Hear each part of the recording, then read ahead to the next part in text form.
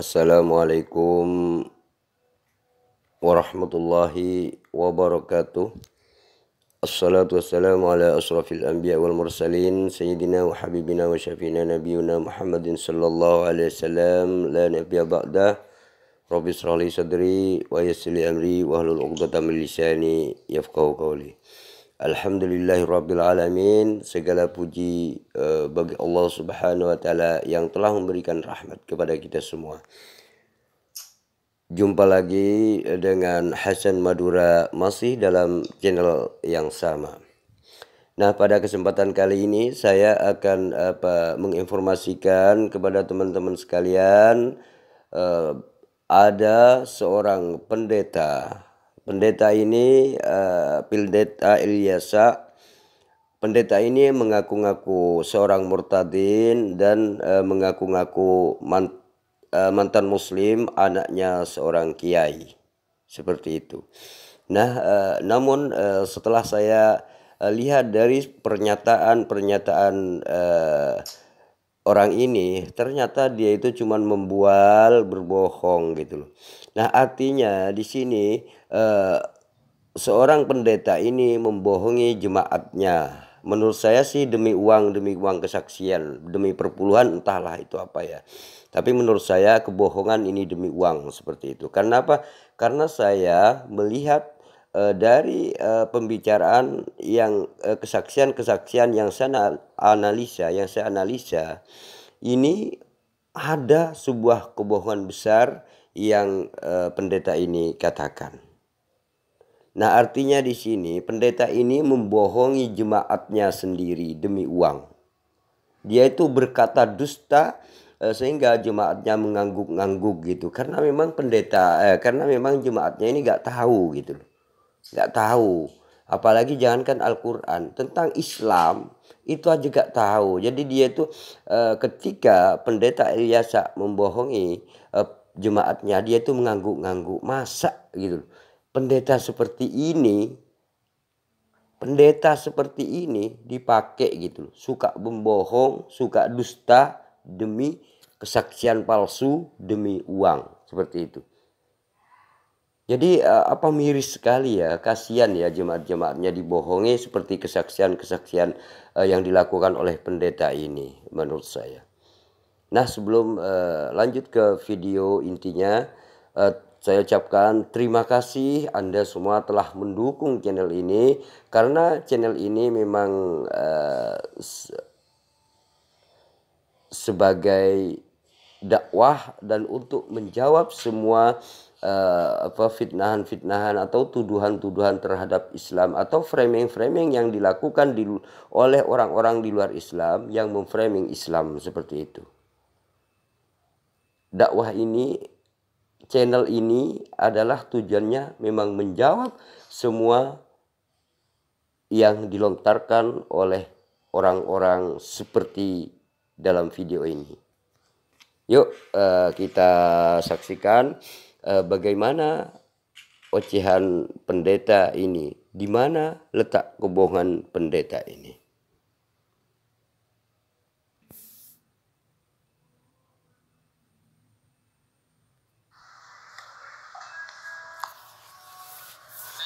Saya akan menceritakan mulai dari awal. Nama saya diberikan oleh ayah saya, Muhammad Ilyasa. Kebetulan ayah saya waktu itu seorang kiai di Bima, dan nama saya ini semuanya diambil dari kitab suci Al-Quran. Jadi nama Muhammad adalah nama nabi Muslim, dan Ilyas juga nama nabi yang ada di Al-Quran, dan sedangkan Syam sendiri adalah surat As-Syam, itu surat yang ke-91, artinya matahari, karena lahir saya pas matahari terbit. Saya lahir di Jombang.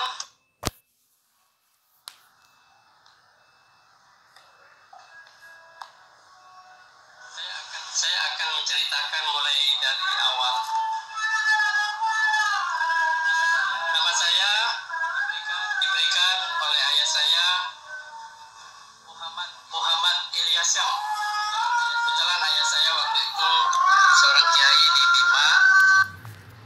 Nah, sahabat-sahabat perhatikan ya, pendeta ini mengaku-ngaku murtadin dan mengaku-ngaku anaknya seorang kiai.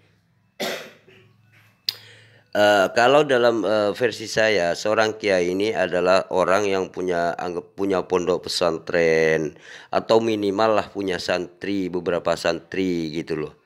Itu yang saya ketahui tentang kiai. Kiai entah kalau misalkan ala versi kiai lain, misalkan kiai itu bukan seperti itu. Itu mungkin bisa jadi. Misalkan gini, tukang gigi disebut kiai misalkan di daerah mana, atau di daerah tempat tinggal Ilyasa ini tukang gigi pun disebut kiai seperti itu ya, nggak tahu juga ya. Tetapi eh, di sini Ilyasa menurut saya sedang membohongi jemaatnya. Sebenarnya Ilyasa ini bukan membohongi umat Islam, tidak, karena umat Islam itu paham betul gitu. Nah, ini yang dibohongi ini jemaatnya sendiri, dibohongi oleh seorang pendeta yang mengaku-ngaku mantan muslim, anaknya seorang kiai seperti itu. Ayo naik lanjut. Dan nama saya ini semuanya diambil dari kitab suci Al-Quran. Jadi nama Muhammad adalah nama Nabi Muslim, dan Ilyas juga nama Nabi yang ada di Al-Quran, dan sedangkan Syam sendiri adalah surat As-Syam, itu surat yang ke-91, artinya matahari, karena lahir saya pas matahari terbit. Waktu saya lahir di Jombang 21 April tahun 68. Ibu saya asli dari Jombang, tepatnya di Desa Ngoro. Ayah saya dari Bima.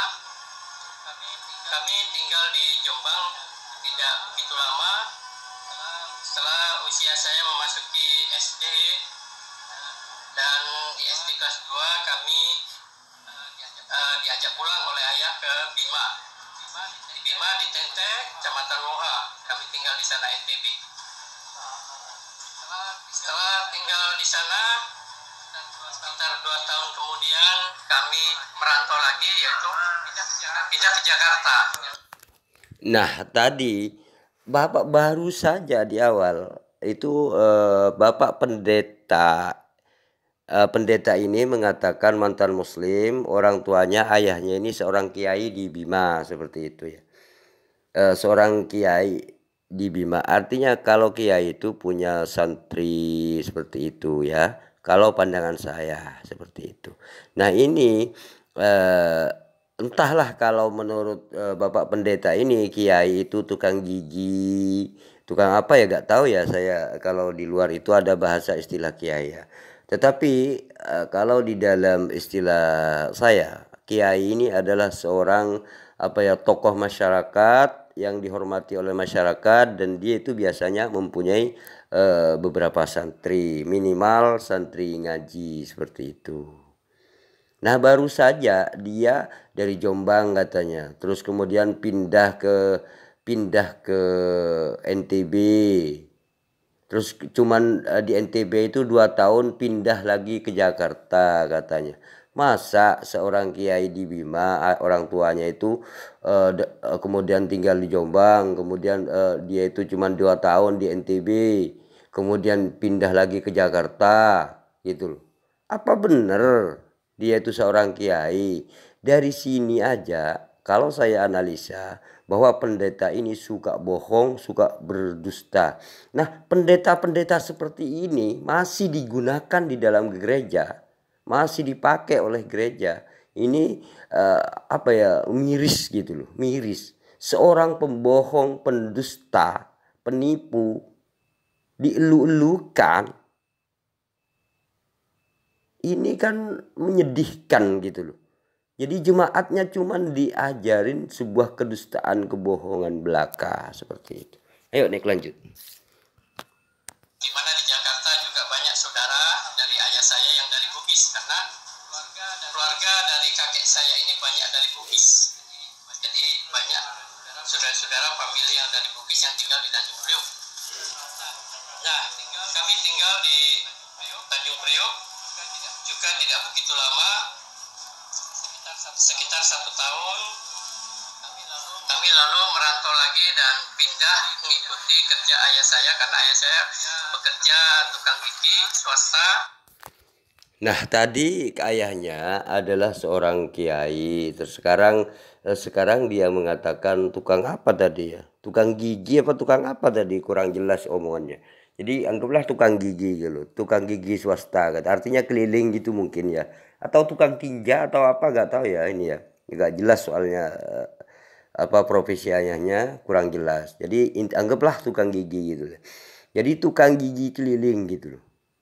Lah memang apa ya namanya ya? Kalau istilah kiai, kalau dia asalnya dari Jombang, istilah kiai itu otomatis daerah sana itu adalah orang tokoh masyarakat yang mempunyai seorang santri ya, seperti itu kiai biasanya.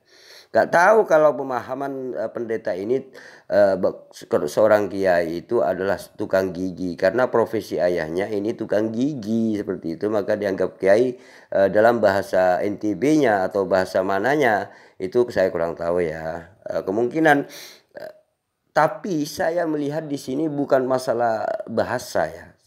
Tetapi di sini melihat pendeta ini berbohong, berdusta demi kesaksian, demi uang seperti itu.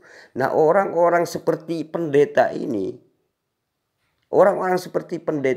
menurut saya itu miris kalau dijadikan pendeta di sebuah gereja.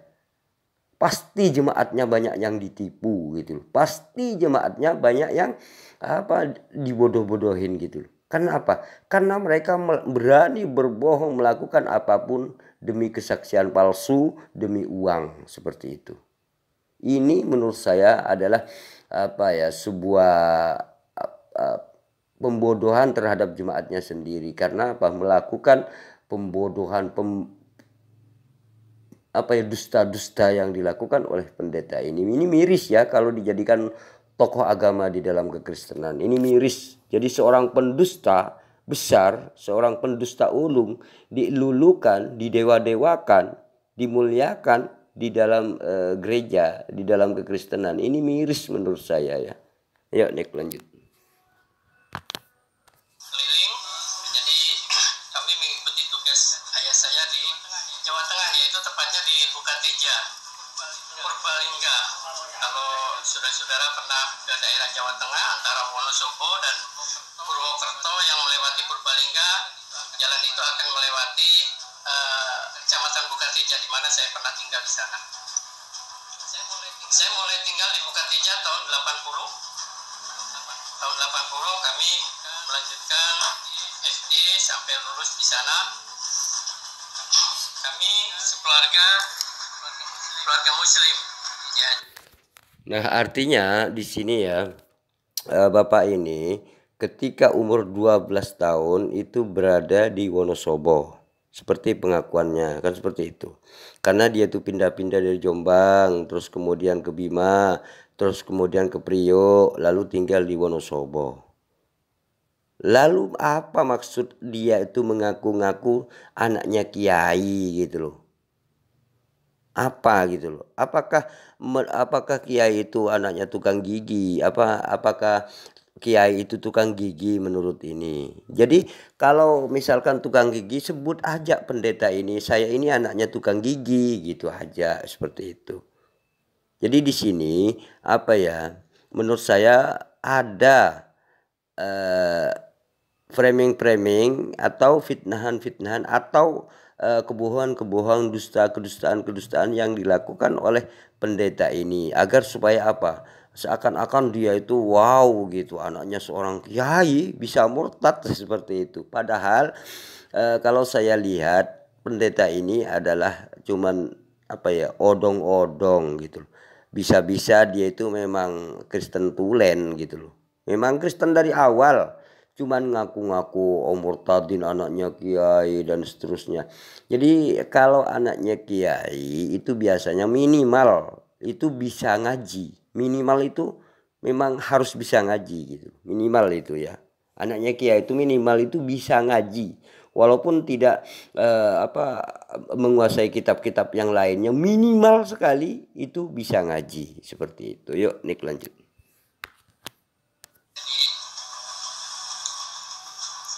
Saya sebagai remaja muslim di sana juga aktif dalam kegiatan-kegiatan di musola. Kalau di kampung sana namanya langgar ya. Ya musola itu langgar. Jadi banyak teman-teman di sana. Saya ingin cerita sedikit kisah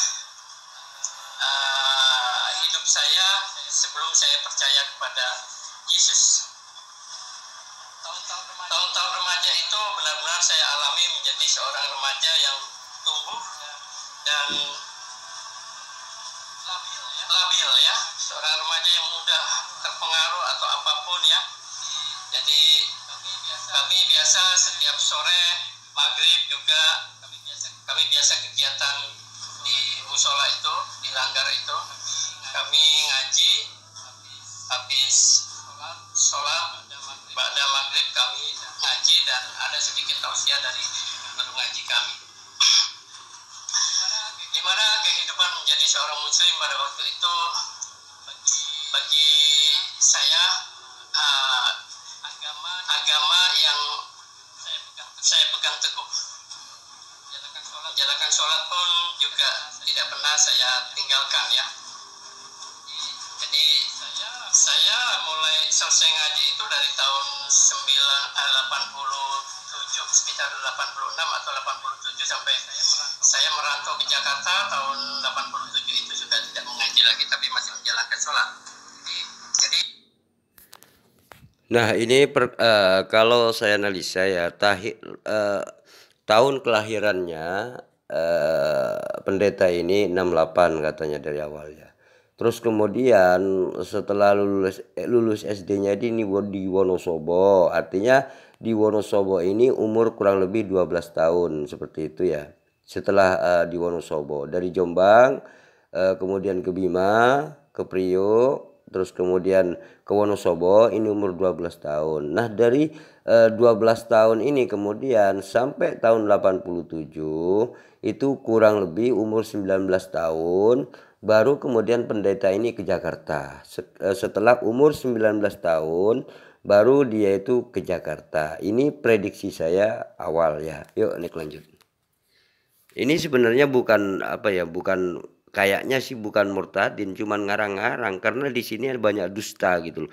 Cuman ingin menipu jemaatnya aja ini kayaknya. Agar demi uang seperti itu kayaknya. Yuk Nick lanjut. adik saya dulu ada dua. Adik saya ada dua, itu perempuan. Jadi saya selalu giat untuk mendorong adik-adik saya untuk aktif, untuk mengaji. Bahkan mereka sampai nangis, kadang saya tendang-tendang kalau nggak mau ngaji gitu ya. Nah pendeta ini mengatakan bahwa adiknya itu didorong untuk ngaji, bahkan kalau tidak ngaji ditendang-tendang dan seterusnya. Nah pertanyaannya sekarang, apakah pendeta ini pandai, pinter sudah mengaji? Karena dari kecil katanya dia itu mengaji sampai perkiraan itu umur 19 tahun dia itu sudah tidak mengaji lagi, dia itu merantau seperti itu ya. Coba dari kecil sampai umur 19 tahun dia itu mengaji. Nah coba lihat nanti bagaimana pendeta ini mengaji. Nah, kehidupan menjadi seorang muslim itu seperti kami memiliki satu keyakinan iman yang paling benar ya. Karena di dalam Islam sendiri diperkuat dengan surat Al-Imran ayat 19, di sana dikatakan Dalohil Islam ya. Nah tadi katanya dia itu ya mulai dari anaknya seorang kiai pertama, terus kemudian dia itu mulai dari kecil itu ngaji sampai umur 19 tahun, dan kemudian kalau adik-adiknya gak ngaji ditendang. Pas tadi baca surat Maryam tadi, surat Maryam, surat apa ya tadi ya yang dibaca, surat Maryam 19, surat Al Imran kayaknya ya. Al-Imran. Itu tadi lalilil Islam katanya. Ini lalilil Islam katanya. Nah, ini membuktikan bahwa pendeta ini pendusta, pembohong. Masa iya dari mulai anak-anak mengaji sampai umur 19 tahun dia itu membaca Al-Quran lalalalalalal Islam lululululul Islam, masa gitu sih gitu loh. Ini menurut saya dia itu sedang mendusta, sedang berdusta dan apa ya, ingin membodohi, mendusta, berdusta demi uang. Ini yang didustakan bukan umat Islam ini loh ya. Yang didustain ini adalah jemaatnya sendiri. Dia berdusta kepada jemaat-jemaatnya demi uang. Coba ya, kalau ini dibiarin di gerejanya gitu loh. Gimana yang bisa-bisa dia itu akan merembet pada yang lain. Dia berdusta demi uang. Itu berbahaya gitu loh. Berdusta demi uang, berdusta demi uang, berdusta demi uang. Ini memprihatinkan gitu loh. Kalau dari sini saya analisa, ini tidak pantas untuk dijadikan tokoh orang-orang seperti ini. Tidak pantas karena dia itu berdusta kepada jemaatnya sendiri demi mendapatkan uang. Ini sebenarnya tidak layak untuk apa ya, dijadikan seorang pendeta. Karena seperti ini sifatnya. Ayo naik lanjut.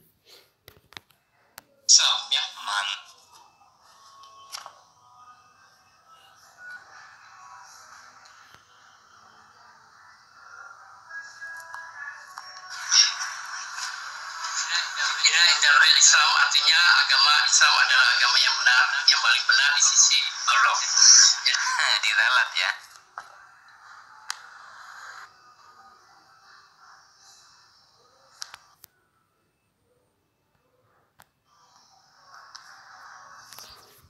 Nah, ini ayat inilah yang tadi dibaca. Innad dina indallahil Islam, seperti itu. Tapi pendeta itu tadi membaca lalilililil Islam, lulalilililil Islam katanya. Masa dia anaknya kiai, ngajinya mulai dari kecil sampai umur 19 tahun gitu. Sendiri diperkuat dengan surat Al-Imran ayat 19, di sana dikatakan Indalohil Islam ya. Indalohil Islam ya. Nah, sekarang ini diralat lagi. Apa? Ilalohil Islam, indalohil Islam, indalohil Islam. Jadi anak dari kecil ngaji sampai umur 19 tahun merantau ke ke Jakarta sehingga berhenti ngajinya pada saat umur 19 tahun karena merantau, dia tidak ngaji lagi. Tetapi ngajinya adalah lalalalil seperti itu. Ini kan memalukan sebenarnya. Jadi pendeta seperti ini memalukan jemaatnya. Ya, menurut saya tidak layak orang ini dijadikan seorang tokoh di dalam gereja, tidak layak gitu. Jadi dijadikan seorang pendeta kalau semacam ini tidak layak. Ini malah menyedihkan dan membahayakan. Karena apa? Karena dia bisa melakukan apa aja demi uang. Bisa melakukan apa aja demi uang. Bisa berdusta seperti itu demi uang kesaksian ataupun demi uang perpuluhan.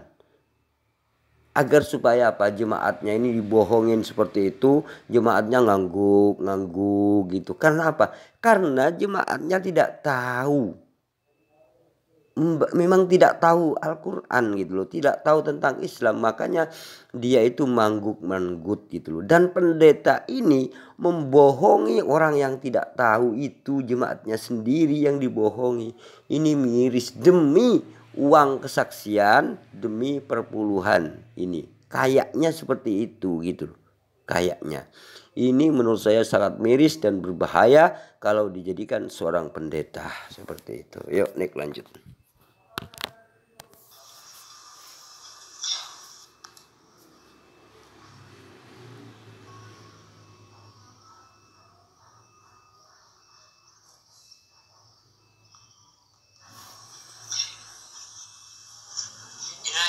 Islam artinya agama Islam adalah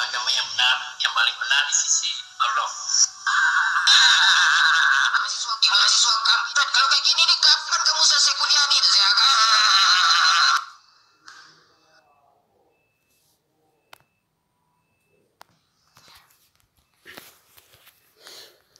Nah, begitulah tadi ya para ikhwan fillah. Begitulah orang-orang, bahkan ini pendeta Ilyasa ini berdusta demi kesaksian, demi pembodohan, membodohi orang-orang jemaatnya sendiri, seperti itu. Jadi pendeta Ilyasa ini membodohi jemaatnya sendiri. Kalau umat Islam itu malah diketawain seperti itu. Karena apa?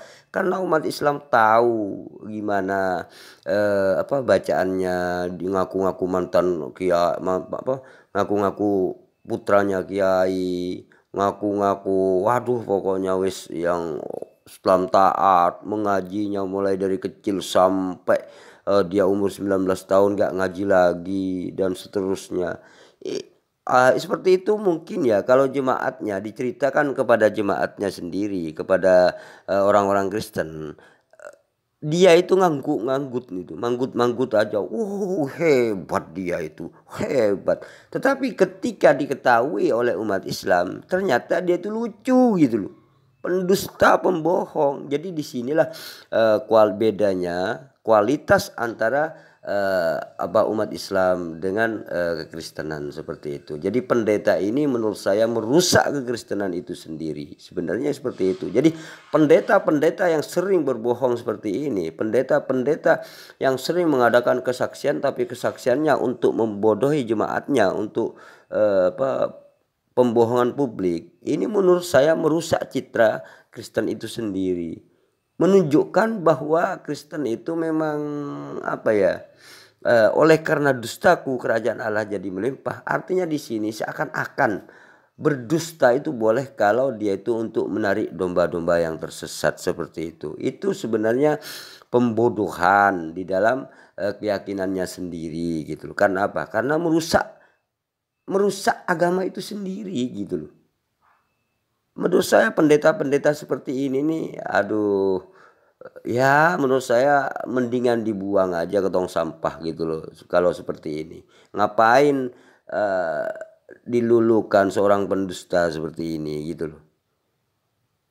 Jadi kalau ada jemaatnya pendeta Ilyasak ini ya, kalau ada jemaatnya yang kebetulan mendengar ini, tolong sampaikan kepada jemaat-jemaat yang lain, kepada kekristenan yang lain. Pendeta Ilyasa ini cuman berbohong, berani berdusta, berani berbohong, berani berdusta gitu loh. Ini tidak layak untuk dijadikan seorang pendeta, seorang panutan di gerejanya. Tidak layak. Ini harus dibuang orang seperti ini. Pendusta, pembohong gitu. Kalau orang seperti ini malah didewa-dewakan, malah dilulukan, malah diangkat jadi seorang tokoh di dalam gerejaan. Aduh, miris. Ini pembodohan ini menurut saya. Pembodohan. Jadi siapapun yang mendengar, walaupun jemaatnya pendeta Ilyasa mendengar hal ini, tolong berhenti memuja atau menyebut pendeta pada Ilyasa ini, karena dia tuh sedang berdusta dan tidak tahu apa-apa di dalam ajaran Islam. Itu ya. Ini pesan saya kepada jemaatnya gitu. Dan yang terakhir, mudah-mudahan ini bermanfaat bagi kita semua. Apabila ada kesalahan kata-kata saya mohon maaf, beri maaf. Dan terima kasih Anda telah mendukung channel ini. Mudah-mudahan dukungan Anda dan kita semua sebagai umat Islam dijadikan orang yang sehat, mudah-mudahan juga dijadikan orang yang lancar dalam segala urusan, dan mudah-mudahan yang terpenting adalah kita dikumpulkan di surganya Allah Subhanahu wa taala bersama-sama dengan Rasulullah Muhammad sallallahu alaihi wasallam. Amin, amin, Allahumma amin. Yuk dukung terus channel ini agar saya bisa semangat untuk berkembang, menjawab semua tuduhan-tuduhan dan fitnah-fitnah yang dilontarkan terhadap ajaran Islam. Wa akhirul kalam, assalamualaikum warahmatullahi wabarakatuh.